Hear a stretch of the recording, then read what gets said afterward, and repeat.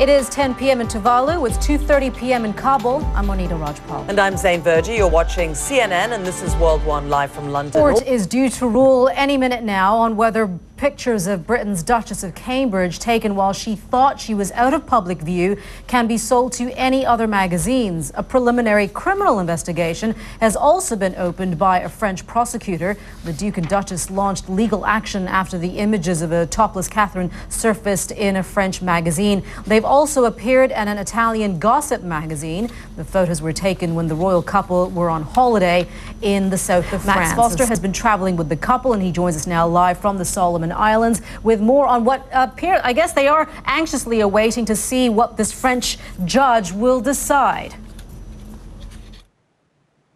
Yeah, true, but I think first round to the Duchess of Cambridge. It is a preliminary. It'll be interesting to see how their demeanor might change once they land back on British shores. Max, thank you very much for that. Max Foster joining us there live from the Solomon Islands. Of course, we are waiting for that that decision from a French court on the ruling on whether or not they can they'll win an injunction against the reselling of any of these photographs. We'll bring that to you live as we get it. You are watching World One live from London. Ambassador to Libya was killed in an attack on the U.S. consulate in Benghazi 1 week ago today, and we are slowly putting the pieces together of exactly what happened. As Arwa Damon reports, startling new video from that night shows how a group of Libyans tried to save the ambassador's life. This is the first thing that Fahad says he saw, and we have just this word coming into CNN right now from France, where a court there has ruled that the French magazine that published the topless photographs of the Duchess of Cambridge will be fined and have been ordered not to distribute the magazine in print or online. That's a ruling that we've just received now from France, that the court has ruled that the magazine Closer, which published the photographs, the topless photographs of Britain's Duchess of Cambridge, is now being fined, and they have been ordered to not distribute the magazine in print or online. Of course, we'll continue to bring you more on this a little bit later on here on World One. We'll be right back with more. Stay with us.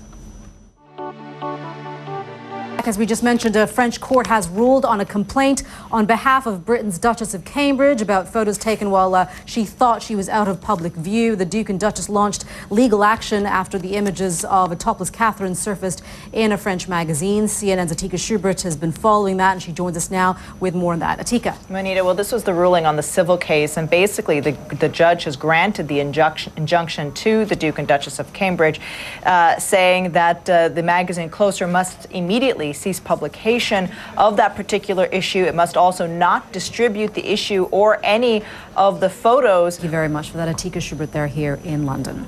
Let's switch gears now and talk about something completely different. And less than 40 years ago, test tube babies were the stuff of science fiction, some would say. Well, today, in vitro fertilization offers hope to millions of couples experiencing infertility. The technology allows them to realize their dreams of parenthood by conceiving a child outside the womb. But it has another more controversial application. Many couples are using IVF to choose the sex of their child. Now, in the West, girls are the clear favorite. About 80% of Caucasian Americans choose them. The opposite is true for Chinese and Indian parents, who overwhelmingly opt for boys. Well, using IVF for gender selection is banned here in most of Europe, India, China, Australia, and Canada, but it is perfectly legal in many U.S. states. Suzanne Kaywood is an embryologist at the Center for Reproductive and Genetic Health in London, and she joins us now. Suzanne, thank you very much for being with us. This is a debate that continues to raise. There are many terms that are used to associate with something like this in terms of like designer families, designer babies. Talk to us a little bit about the ethics behind what we're talking about here. Yeah, absolutely. I mean, there are two different reasons why you would select the sex of your child. One would be a medical reason. Thank you very much for that. Very interesting indeed. You are watching World One live from London. The battle against Kurdish separatists has dragged on for decades, and on Monday, Prime Minister Erdogan said 500 rebels had been killed or captured in the last month alone. But there is still no end in sight, and now Turkey's war at home is threatening to intensify. The Kurdistan Workers' Party, led by Abdullah Öcalan, declared war on the Turkish state in 1984. Now live from Istanbul with more on that. Ivan. Monita, we're just getting reports from the semi-official Anatolian agency that a military convoy has And Ivan, now, and there are accusations now that Turkey is accusing neighbors, I should say, like Iran and Syria, of helping the PKK. What more do we know about that?